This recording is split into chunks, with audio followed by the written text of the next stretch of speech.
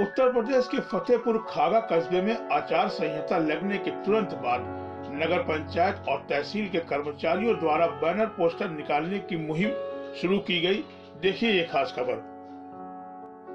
चुनावी तिथियों के बाद लागू किया गया आचार संहिता यह सरकार, राजनीतिक दलों, उम्मीदवारों तथा जनता को दिए गए निर्देश है, जिसका पालन चुनाव के दौरान किया जाना जरूरी है। चुनाव आचार संहिता चुनाव की तिथि की घोषणा से लागू होता है। यह मतदान के अंतिम चरण के समाप्त होने के साथ समाप्त होता है। चुनाव आचार संहिता संविधान में वर्णित नहीं किया जाता, अपितु यह क्रमशः प्रक्रिया का एक परिणाम है। इसका प्रवर्तन एक चुनाव आयुक्त द्वारा किया जाता है। चुनाव आचार संहिता में के अंतर्गत अनेक बातें शामिल हैं। सरकार के द्वारा लोक लुभावन घोषणाएं नहीं करना, दूसरा चुनाव के दौरान सरकारी मशीनी का दुरुपयोग न करना, राजनीतिक दलों और उम्मीदवारों के द्वारा जाति, धर्म एवं क्षेत्र के संबंधित मुद्दे न उठाना, चुनाव के दौरान धन बल और बाहुबल का प्रयोग न करना, चुनाव के दौरान बड़ी मात्रा में नकदी लेकर चलने पर रोक और एग्जिट पोल के प्रकाशन पर रोक।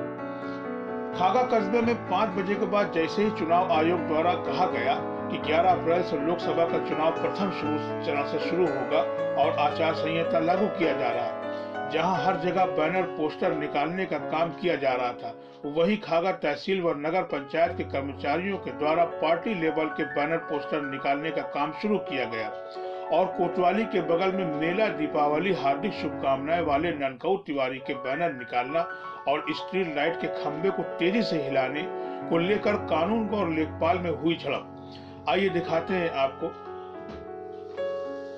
इस खबर की कुछ झलकियां। आप सब्सक्राइब करें हमें और जुड़े रहें हमारे साथ हर छोटी बड़ी खबर के लिए।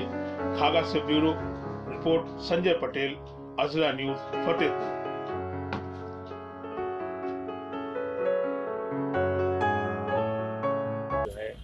आचार संहिता को लेके जो है बैनर पोस्टर निकाल रहे थे और आपसे कुछ वार्तालाप भी हो रही थी।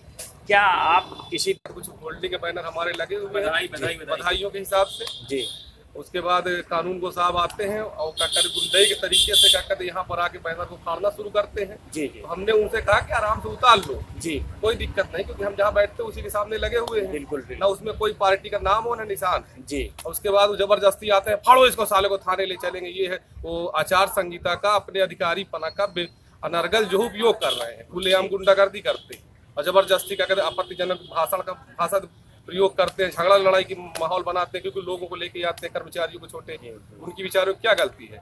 ये जबरदस्ती अपने अधिकारी का रुतबा दिखाते हुए जबरदस्ती गुंडाई करते हैं। मैंने कहा कि देख लीजिए सर जी, क्या कहते ऊपर ना तो कोई मतलब पार्टी का कोई सिंबल है, नहीं कुछ है, क्या कहते ऐसे बधाइयों को है। अगर खोलना भी है आपको तो आराम से खोल लीजिए।